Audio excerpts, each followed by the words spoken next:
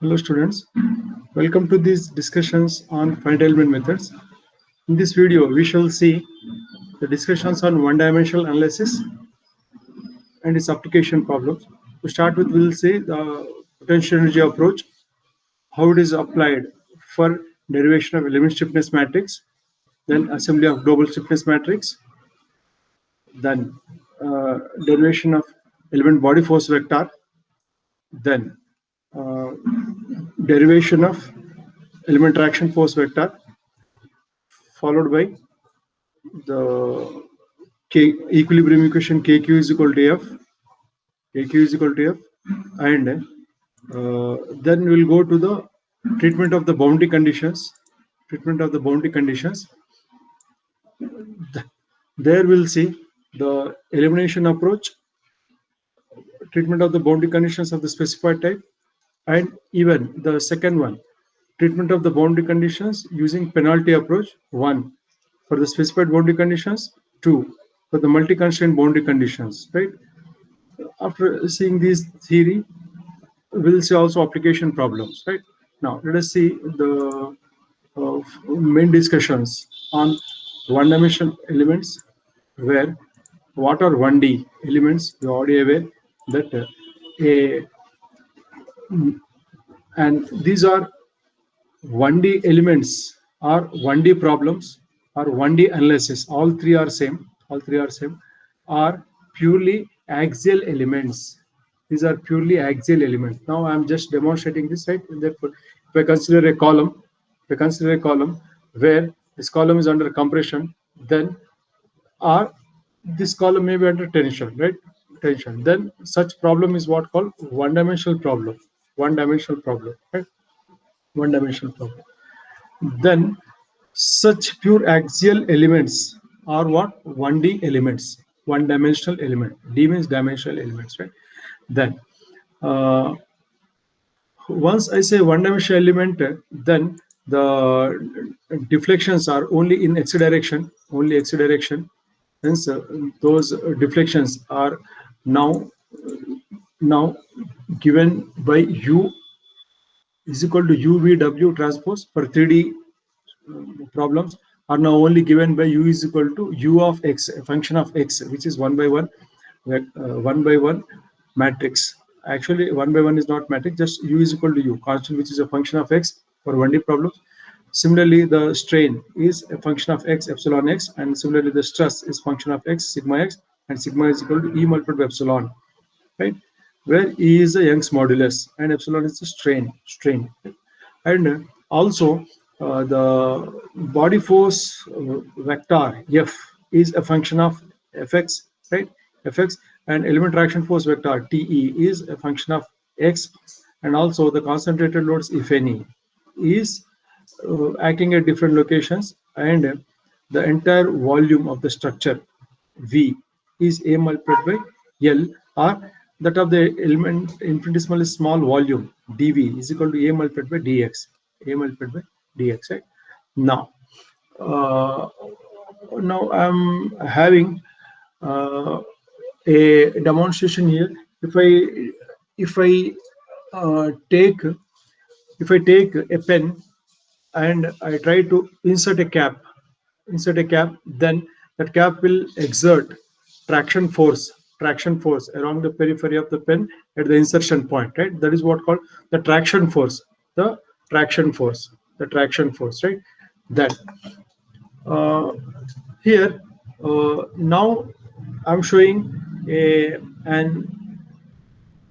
one-dimensional problem, or one-dimensional structure means which is acted upon by the forces only in one direction only, right?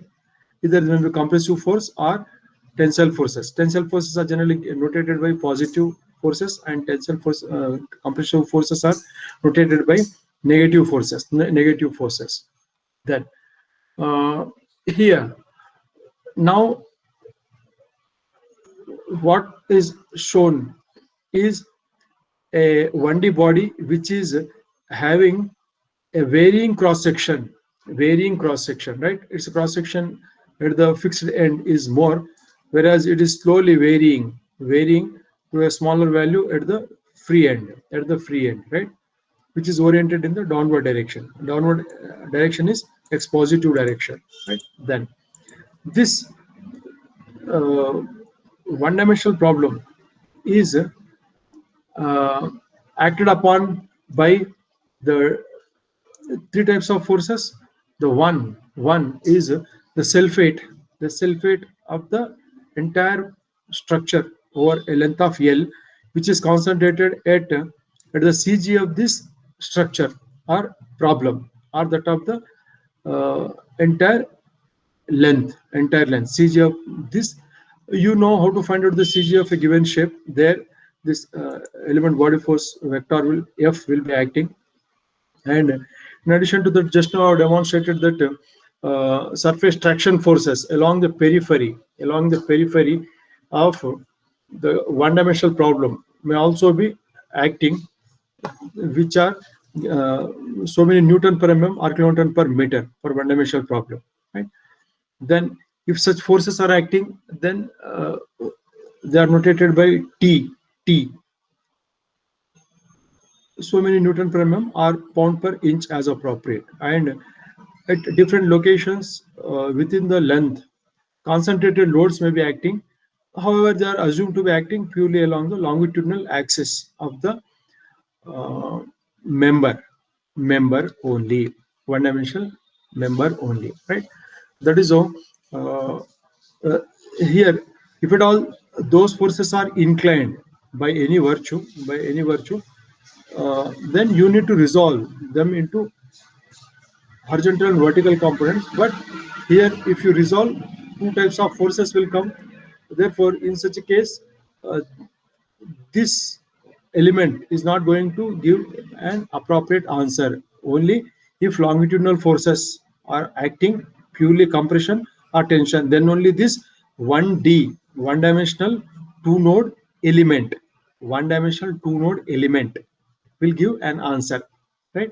Will give an answer like this. One-dimensional two-node element will give can be used for finite element modeling. Right? That is all.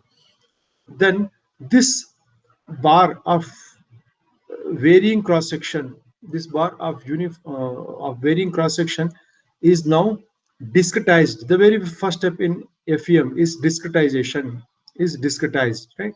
Therefore, now we'll discretize that into n number of elements. Let us say here we are doing 1, 2, 3, 4, 5. 5 number of elements means 5 plus 1. 6 number of nodes should be there. 6 number of nodes. Within 6 nodes, then 5 elements can come. Or how many number of elements we should discretize is generally given by always a node at the starting of the geometry, one node, and at the ending of the geometry, a second node is required. And also one node is required at the CG of this entire shape, so that at that location element body force vector F will be acting, right? There is a third node, right? And uh, even wherever there are the concentrated loads at that location, the point loads at that location, there must be a node. Therefore, if at all, let us say a concentrated force is acting, there the node number 2 or node number 3 must be there, right? Let's say even here a concentrated load is there. Therefore, there a node must be there. That is how these rules must be kept in mind. And furthermore, wherever the area is changing from A1 to A2, A2, A2, at the intersection of such areas, there must be a node. That should also be kept in mind. And furthermore, if at all the Young's modulus is changing from one element to another element, at the intersection of such elements also there must be a node. Therefore, all these rules shall be kept in mind while discretizing the entire continuum. This is 1D continuum. These rules must be satisfied while discretizing the 1D continuum. Fine. Okay. Then Then respecting that, now what I'll do is that continuum, 1D continuum is discretized into 1, 2, 3, 4, 5 number of elements. Now here, that is how this geometry, the geometry of the continually varying cross section is drawn using a stepped bar, right? Therefore, that is how the first first element is formed like this. That here, let us say the node numbers are given 1, 2, 3, 4, 5, 6, 6, right? Now elements are there, right? At the node 2, there is a point load, and also at the node 5, there is a point load P3, and at the node 3, the element body force vector F is acting, right? And please make a note that this geometry was having continuous curvature. Now the geometry is modeled using a constant area within an element, right? Constant area. How? Let us say here the geometry was curved one. Therefore, you go at the mid height of this element, and whatever that area is deleted here, uh, that much of area is added here. That is how that curved. Actually, the actual geometry is like this, right? Is like this, right? But it is modeled like a stepped bar. Hence, what are the area we lost here? That same area we gained on the other side, right? That is how that shall be kept in mind. Therefore, from the mid height of that element, whatever that area is lost, is that much of area is added here, so that that curved geometry, it looks like a rectangular geometry of cross section A1. The same rule will also be followed for creation of the second element, third element, fourth element, and fifth element, whose areas are A1, A2, A3, A4, A5. And if at all Young's modulus are also varying, then you say that their Young's moduli are E1, E2 dash dash up to n number of elements, right? Now please make a note that because we do have 5 number of elements, then number of nodes is equal to 5 plus 1 is the last node. Last node number is n plus 1, where n is the number of elements. And the elements are shown in circles, whereas nodes are not inserted in the circle, right? Just 1, 2, 3, 4. That is how the numbering is given, whereas elements are shown in circle. Then once we do discretization and give the element numbering, then I'll establish the element connectivity table, right? What is the use of the element connectivity table? Is that it establishes the relation between the local degrees of freedoms with that of the global degrees of freedoms. It establishes relation between local and global degrees of freedoms. Now, if I consider an element E, obviously we are now there in 1D lower order element or basic element, 1D two node element. Therefore, obviously only two nodes are there. That local node numbers are 1 and 2. At the left, node number 1; at the right, node number 2. They are what called local degrees of freedom, small q1 and small q2. Whereas the first element E, this element 1, is also having the local degree of freedom 1 matching with the global degrees of freedom capital Q1. This is small q1, small q2. This is capital Q1, capital Q2, right? Second local degree of freedom is matching with the second global degree of freedom Q2, right? Like that, second element is having the first local degree of freedom small q1 matching with capital Q2, and second local degree of freedom of the second element is the third degree of freedom capital Q3, right? Like that, you go on giving the element local global correspondence for the fifth element. Now I'll say that the first local degree of freedom is the fifth global degree of freedom, and second local degree of freedom is sixth global degree of freedom. That is how this element connectivity table establishes the relation between local and global correspondence, right? That is. Once we do this, then we are using the Cartesian coordinate system XYZ for modeling the entire structure.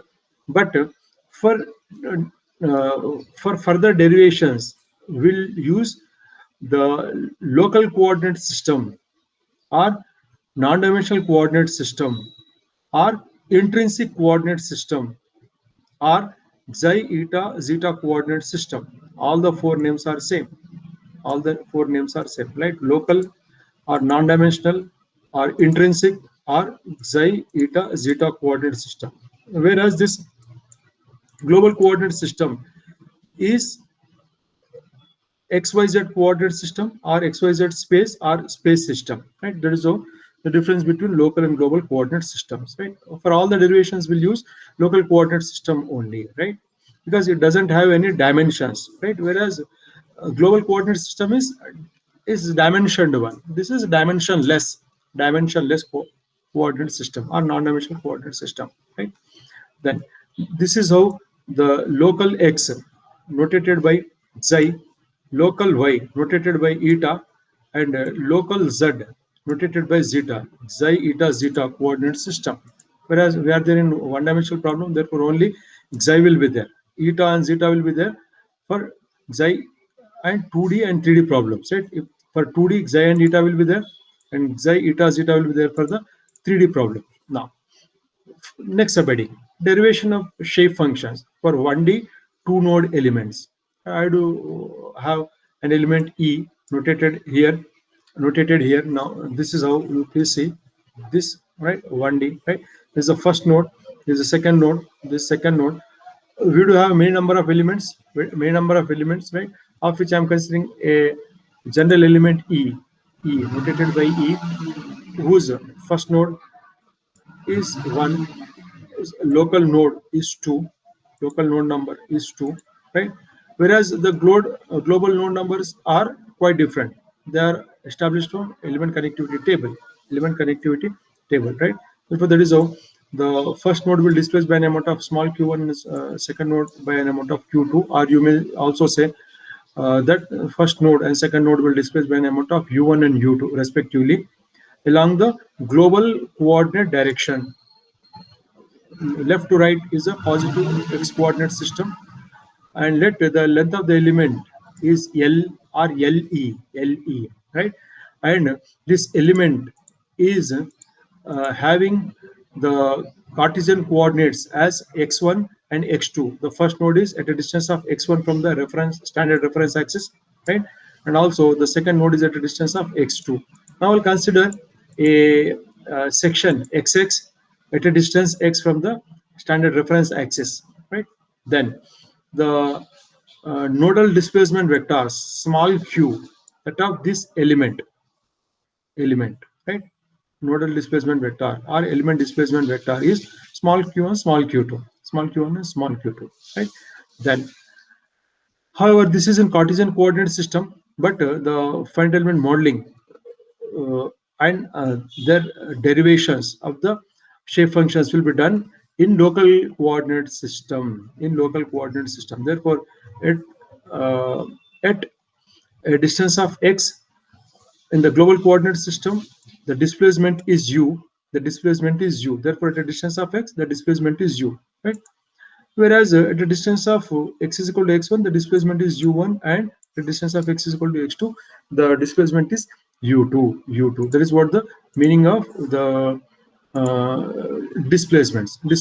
Once we do this, then I'll go to the local coordinate system. We already discussed its advantage, that it is non-dimensional. Therefore, at, at the mid length, at distance of L by 2, I do have the CG of this element, which is notated by xi is equal to 0.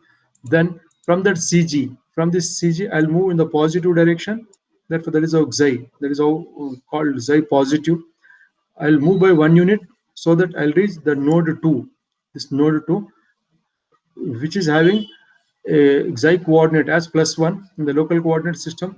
Even if I move in the negative xi coordinate direction, if I move by 1 unit, I'll reach the node number 1. Therefore, there is xi is equal to -1. Xi is equal to -1. Hence, in local coordinate systems, the node 1 is having xi is equal to -1, and node 2 is having xi is equal to +1. And please make a note that this xi, whatever that you are considering, is with respect to the CG in its own local coordinate system. Means with respect to this xi is equal to 0, we are there at a distance of xi, either to the left or to the right. Hence, xi is greater than -1 lower bound, upper bound is less than or equal to +1. That is how the xi value can be greater than or equal to -1 and less than or equal to +1 in local coordinate system. Right? That is how local and global coordinate systems. Right? Now, we'll see what is the relation between local and global coordinate systems. Right? Then, if I take the equation as say xi is equal to 2 divided by x2 minus x1, where x2 minus x1 is the length of the element 2 by Le, right? 2 by Le, right? Le. In global coordinate system, the length is equal to x2 minus x1, whereas in local coordinate system, the length of the element is equal to 1 positive to the right side, 1 negative on the left hand side. Therefore, the length of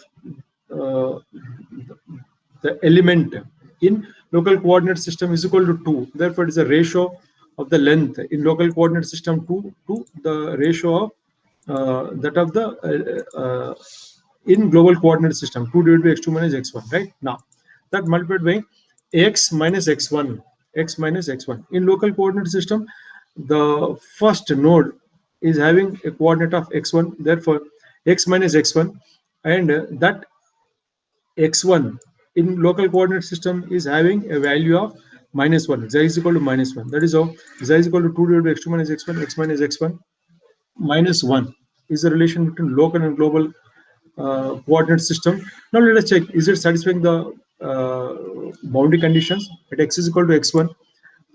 We already know that xi is equal to -1, and if I substitute xi is equal to right, at x is equal to x1, we already know xi is equal to -1. Let us substitute here. If I substitute x is equal to x1, therefore x1 minus x1 gets cancelled. Now I'll get xi is equal to -1. Hence the check. Right? In local coordinate system, where x is equal to x1, xi is -1. Yes, check, correct. Right? Similarly, if I substitute x is equal to x2 in the above equation, x2 by x2 minus x1, x2 minus x1 gets cancelled. Therefore, 2 minus 1 is equal to xi is equal to 1. Yes, hence the check. Xi is equal to 1 at x is equal to x2, hence the check. And also similarly, if you substitute at the mid node where xi is equal to 0, there x is equal to x1 plus x2 by 2. If you substitute that, now you can check that that itself is, this term is equal to 1, 1 minus 1 is equal to 0, xi is equal to 0. Hence the check. Means this relation between local and global coordinate system is correct. Xi is equal to 2 divided by x2 minus x1, x minus x1 minus 1. Right? Now, next one is once we have the relation between local and global coordinate systems, now I'll go with the interpolation functions or shape functions. Interpolation functions or shape functions, because now we are considering 1D 2-node element. Only 2 nodes are there. Therefore, now to start with, I'll propose linear interpolation functions or linear shape functions. Linear shape functions. Right? Linear shape functions. Then, first of all, are linear influence coefficients. Linear influence coefficients, right? All the three are same. Then, these interpolation functions notated by n will be used to interpolate the different parameters, right? The different parameters. In order to understand what is the use of these shape functions, let us see this small illustration, right? This illustration, if I consider a simply supported beam, right? Beam which is acted upon by a concentrated load W, right?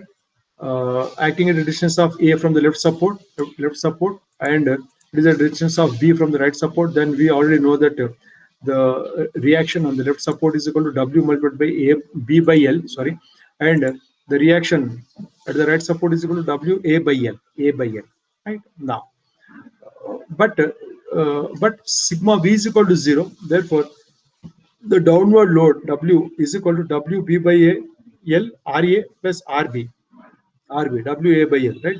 WB plus A by L. B plus A is nothing but L. Therefore, L by L is equal to 1, right? That is how equilibrium is achieved. Sigma V is equal to 0, or some of the vertical forces is equal to 0. That equilibrium is achieved, right? That is how, if you understood that, then what is this? W multiplied by B by L, a fraction of the load B by L is acting as a reaction on the left hand side, and as well as a fraction of that load A by L is acting as a reaction at the right support. Therefore, these B by L and A by L, if you say this as the first node, B by L is the shape function or interpolation function or influence coefficient of the first node, and this A by L is what called influence function or shape function of the node 2.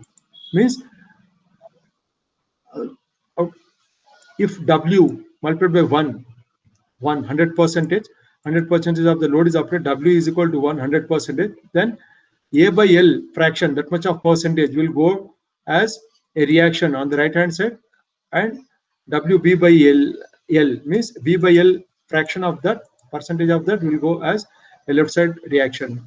Therefore, these are what called influence coefficients or shape functions, right? That is how WB by L plus WA by L is equal to W, means B by L plus A by L is equal to 1. B by L plus A by L is equal to 1. Then that is how the CG at Z is equal to 0, Z is equal to plus 1, Z is equal to minus 1. The same 1D, two node element is shown in local coordinate system.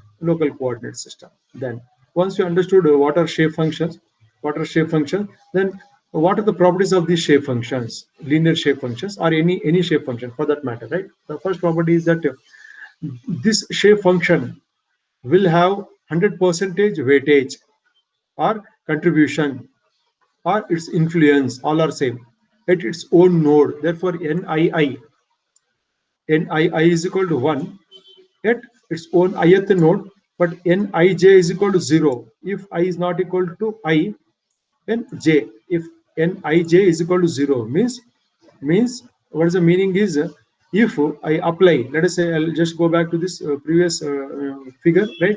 If I apply this load W at the on the exactly right support students, I hope you are understanding. Then the reaction on the left support is also W. V by L is equal to now 1. And what is the right support? Right support will get A by L is equal to 0, right? Because this concentrated load is there exactly on the left support. Entire left support will get 100% of the load share, right? That is how B by L is equal to 1, whereas A by L is equal to 1. That is how the first rule means NII is equal to 1. NII is equal to 1 at its own node, ith node, Nij. If I is not equal to I, if I is equal to j, then at its at that location it is equal to 0. In between, it will be varying either linearly or quadratically or cubically, keeping in you the type of the polynomial what you have considered. Right now, next second property is that the sum of all the shape functions is equal to 1. Even the previous problem we have seen that W multiplied by B by L plus W multiplied by A by L. This B by L and A by L, its summation is equal to 1 because B plus A is equal to L, L by L is equal to 1. Hence, the summation of the shape functions, summation of Ni is equal to 1. Summation of Ni for I is equal to 1 to n number of nodes. Here only two nodes are there. Summation of Ni where I is equal to 1 to 2. Therefore, N1 plus N2 is equal to, this is N1 plus N2 is equal to 1. That is how the second property, right? Second property. And now, as we are there in 1D two node element, only two nodes are there, because we are, that is what called the basic element. Two node means linear interpolation function. And so now I'll derive the shape functions N1 in terms of local coordinate system Xi. N1 shape function N1 is a function of local coordinate system Xi. Later onward, I'll drop this xi n1 only, right? N1 means N1 a function of xi only, right? Is equal to A1 xi to the power 0 constant term and A2 xi linear term, right? That is how A1 plus A2 xi is N1, where A1 and A2 are constants of integration, are the constants which can be evaluated using boundary conditions, and xi is the position dependent on position dependent in local coordinate system, local coordinate system. In order to evaluate A1 and A2 students, what now we'll do, I'll make use of the boundary conditions where at xi is equal to -1, xi is equal to -1 means on the left node, when load is acting on the left node, the entire reaction, left side reaction is equal to 100%. Therefore reaction is equal to w.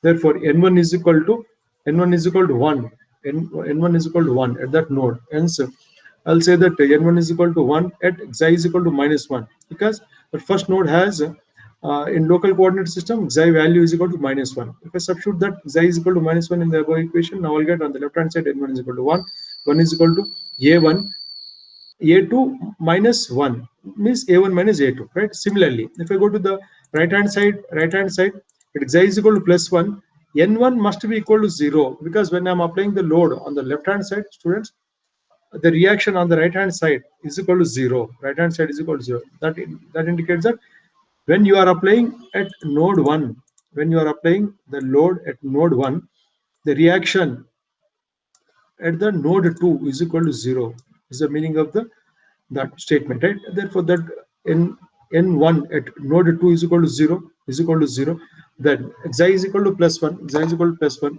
then substituting xi is equal to +1 in the above equation, a1 plus a2, we get the second equation. Solving these two simultaneous equation, a1 minus a2 is equal to 1, a1 plus a2 is equal to 0. Now I'll get a1 is equal to plus half, right? Back substituting that in the either of the equation, I'll get a2 is equal to minus half. Back substituting them, now I'll get shape function n1 given by this half minus half xi or 1 minus xi by 2, right? That is how the shape function, right? Shape function is derived. Similarly, we can derive the that is shown here, right? N1 at its own node is 1, right? N1 at node 2 is equal to 0. At a distance of xi, from at a distance of students, that is all, at a distance of xi from its own CG here, right? The that ordinate is equal to n1. That ordinate is equal to n1, which is less than 1 and greater than 0. That is how it is varying linearly, straight line. It is varying linearly. That is how the shape function variation within an element, right? Similarly, I think once you understood this, you can do in a similar fashion for the second node also. That second node, right? When load is applied at the second node like this, right? The right support will get 100% contribution, whereas it leaves 0 contribution to the other side. Hence, from that, now I'll say that this is how the variation of the shape function with the 100% is contribution. This is 1 at node 2 and 0% means 0 at node 1. In between, this contribution is greater than 0 and less than 1. Right? That is how it is notated by n2 xi. That n2 xi is now given. N2 xi is now given by a1 plus a1 plus a2 xi, then a2 xi. Now let us substitute the boundary conditions that n2 is equal to 1. N2 is equal to 1 at its own node at positive xi is equal to 1. Positive xi is equal to 1. I do have xi is equal to plus 1 means there n2 is equal to 1. Hence a1 plus a2 is equal to 1. And that n2 at the node 1 at xi is equal to minus 1 is equal to 0. Therefore, substituting which a1 minus a2 is equal to 0. Solving these two simultaneous equations, I'll get a1 is equal to plus half, a2 is equal to also plus half. Therefore, substituting that in that general equation, that n2 xi is nothing but a1 plus a2 xi or a3 plus a4 xi. You may also say, because if you are confusing with same A1 plus A2 as used in N1, here you may say N2 is A3 plus A4 xi respectively. Then A1 is noted as A3, A2 is noted as A4, but it is material now, right? Therefore, substituting that, now I'll get N2, this shape function given by 1 plus xi by 2, That is how we have derived the shape functions. You please see that this shape function is varying linearly xi, and also it is having constant term half plus xi by 2, right? Half plus xi by 2, right? That is how the shape functions, linear shape functions. Now, let's check whether that rule summation of all the shape functions is equal to 1 or not. Yes, n1 plus n2. You can see that n1 is equal to 1 minus xi by 2, and n2 is equal to 1 plus xi by 2. Therefore, 1 by 2, 1 by 2 is equal to 1. Minus xi by 2 plus xi by 2 gets cancelled, leaving only 1. Hence the check. Right? Hence the check. Now, that is how we got the check. Now, next subheading. Once we do this, now I'll move to the displacements.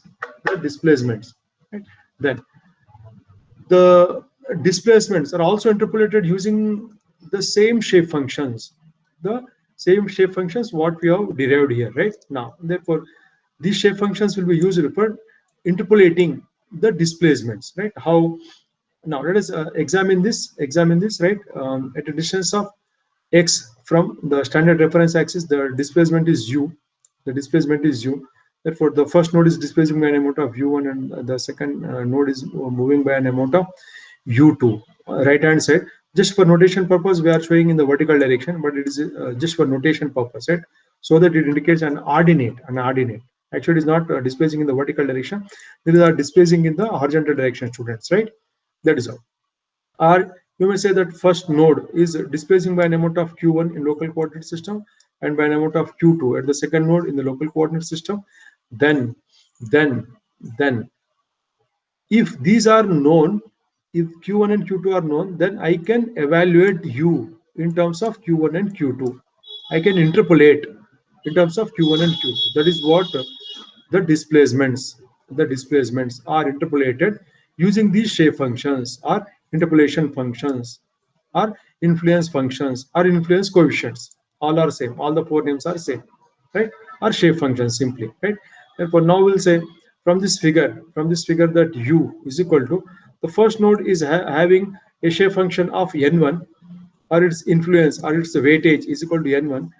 Therefore, n1 multiplied by q1, that much of contribution will go to u, and n2 multiplied by q2, that much of contribution will be there at u. Therefore, that is how u is equal to n1 plus q1 plus n2 multiplied by q2, where q1 q2s are the nodal displacements, right?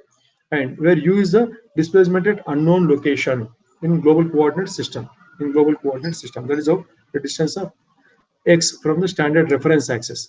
The distance of x from standard reference axis, not from the first node, students, right? And in local coordinate system from its CG, right, at a distance of xi. This is at a distance of xi, right, either to the left or to the right as appropriate, as indicated here. Now, small q indicates the nodal displacement, and capital Q indicates global displacements. In the global phenomena, capital Q, and local phenomena are nodal. Local are element. They are what called nodal displacements, notated by small q. Whereas for the entire problem, for the entire structure, the displacements are notated by capital Q. Fine. Then let us examine if at x is equal to x1, u is equal to q1 from this figure. Similarly, at x is equal to x2, u is equal to q2.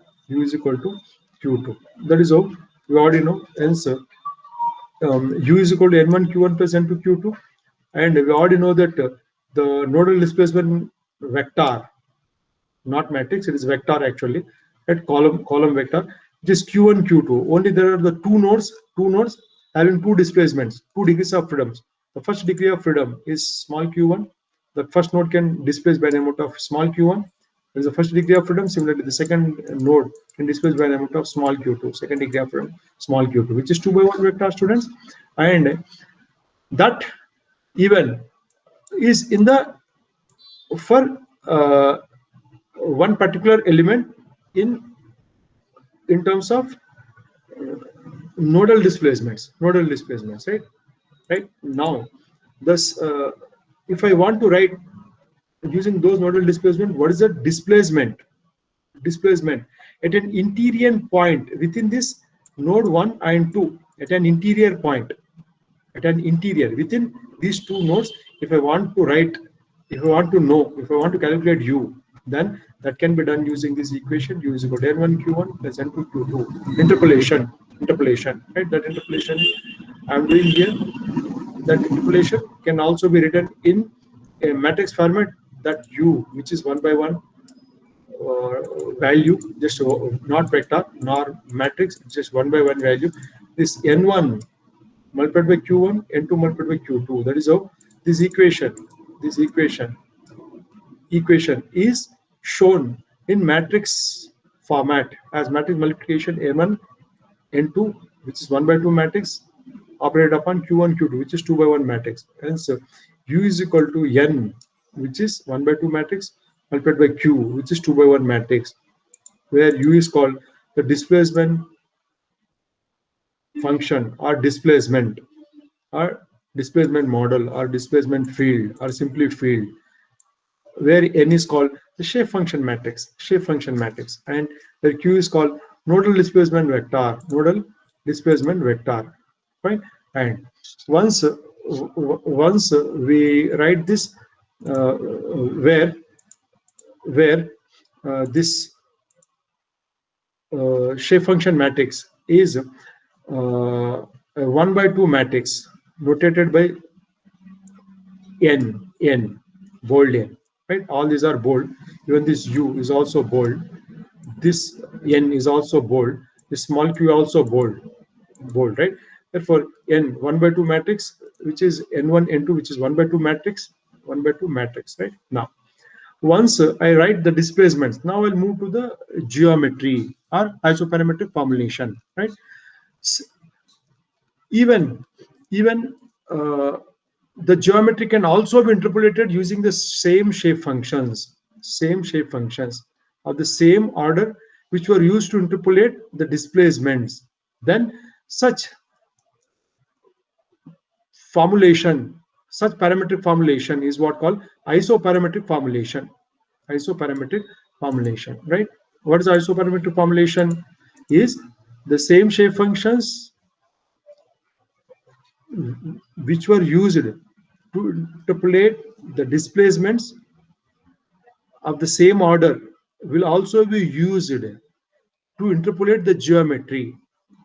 Then that type of formulation is what called iso, means same parameter. What is the parameter? Shape function, same parameter, isoparametric formulation. Means now if I want to interpolate the geometry x in terms of Cartesian coordinates x1 and x2, then I can say that yes, n1 multiplied by x1, because that first node has an influence or shape function of n1 multiplied by x1.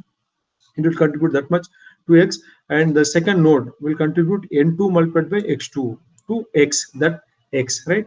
That is how it can be shown as summation of over I is equal to 1 to 2 ni xi mathematically, right?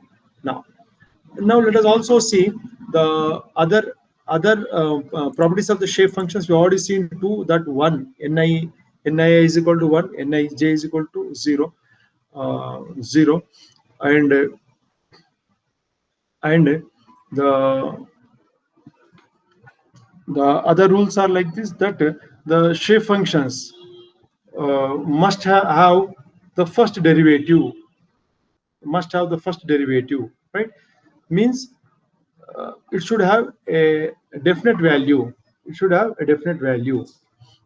Then these shape functions they must be continuous, means we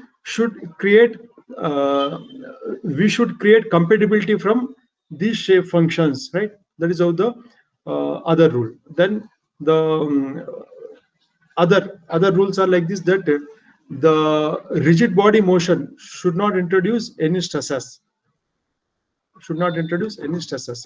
That is how the rules pertaining to the shape functions, right? Then once we see this, then let us see how to evaluate these shape functions at an interior point P, right? Now, as an application problem, let us see if for this problem, let us say this application problem, right, where these shape functions can be used, how these can be used, right? I'm showing that. Right? If Q is equal to 0.003 inch, Q1 is equal to 0.003 inch, and Q2 is equal to 0.005 inch minus 0.005 inch, then evaluate the xi n1 and n2 at point P, an interior point P, which is there at a Cartesian coordinate system x is equal to 24 inch, right?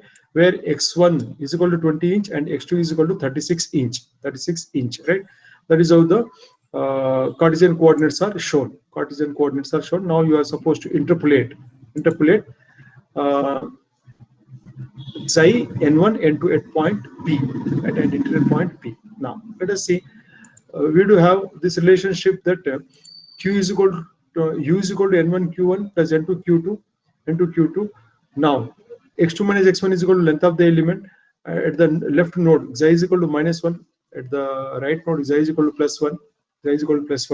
Then also we know the relationship xi is equal to 2 divided by x2 minus x1, right? What is x2 now? X2 is equal to 36 and x1 is equal to 20 multiplied by x is unknown now. X is unknown, right?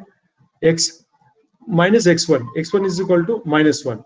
X1 is equal this x1 is equal to -20. I'm sorry, -20 -1. That is how the local global correspondence. Then once I see this relationship, then what I'll do is I'll substitute these numeric values of x2, x1, other values, then substituting which I'll get xi is equal to -half, right? That, right? 2 divided by 36 minus 20, x is equal to 4,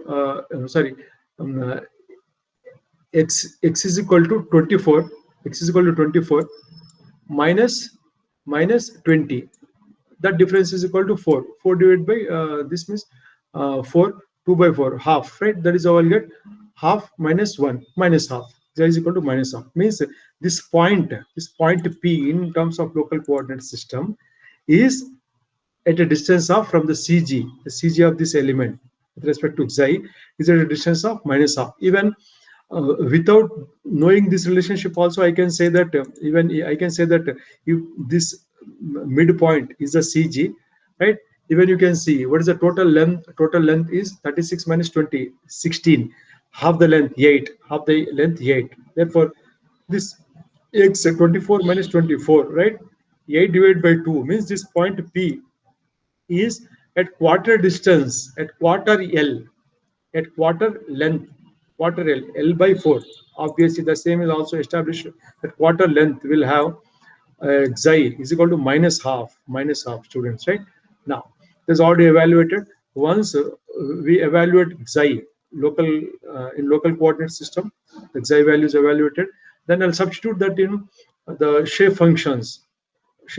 We know the first shape function is equal to 1 minus xi by 2, but xi is equal to plus half. Therefore, substituting it, now I'll get n1 is equal to 3 by 4, and substituting the same in n2 is equal to 1 plus xi by 2. Now I'll get n2 shape function is equal to 3 by 4. Therefore, 75% of the load applied will go to the first node. 25% of the load applied at that point P.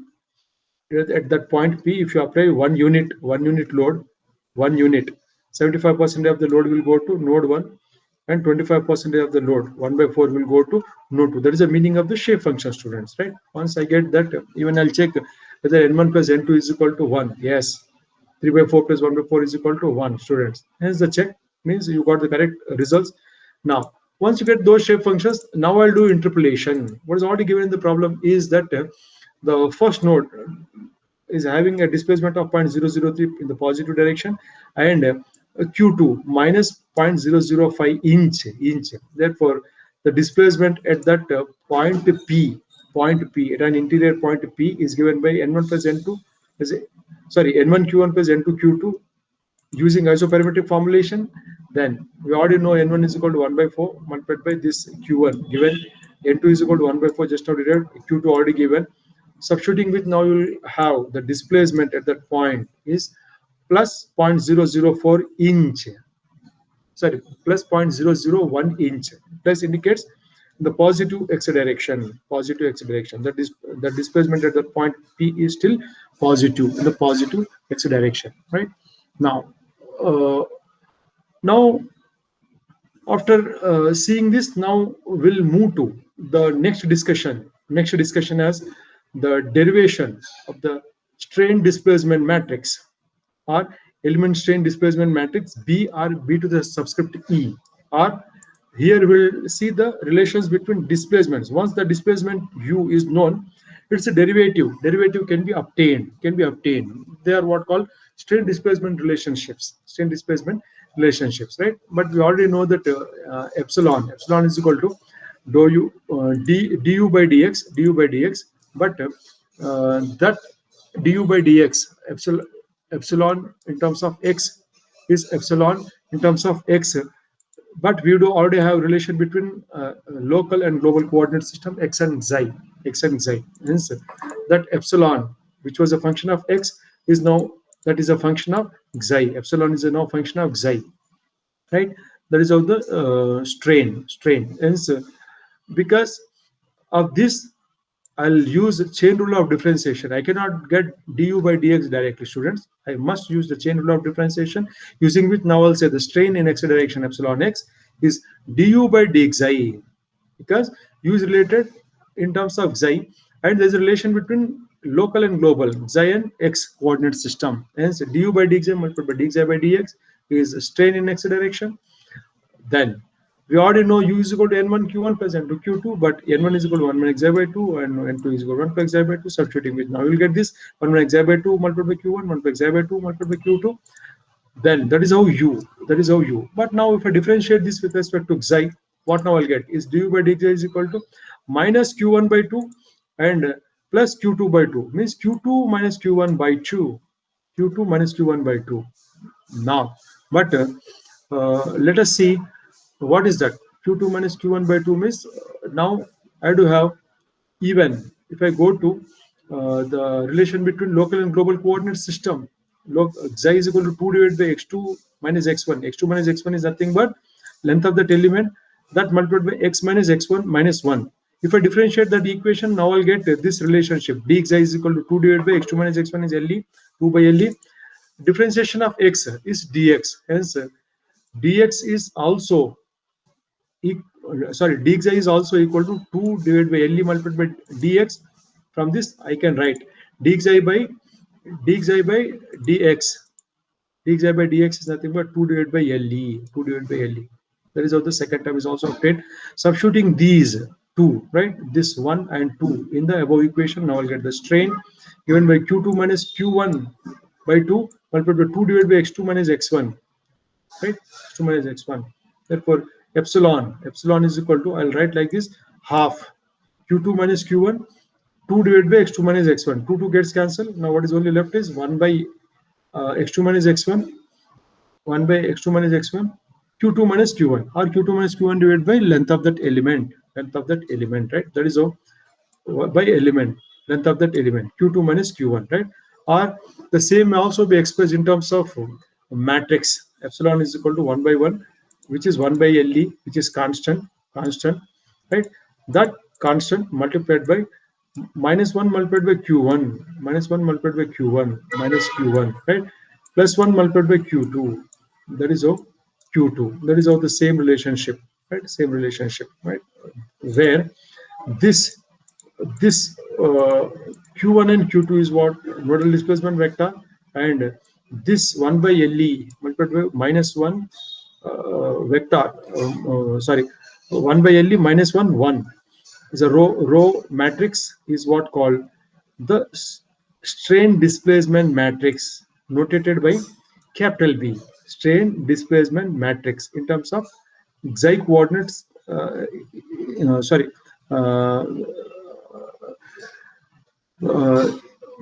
This is a constant matrix. This is a constant matrix. B is a constant matrix here, and B is now constant matrix because it doesn't depend upon xi. It doesn't depend upon xi. Therefore, this epsilon is now written as B multiplied by Q, where B is what called element strain displacement. Element strain displacement matrix.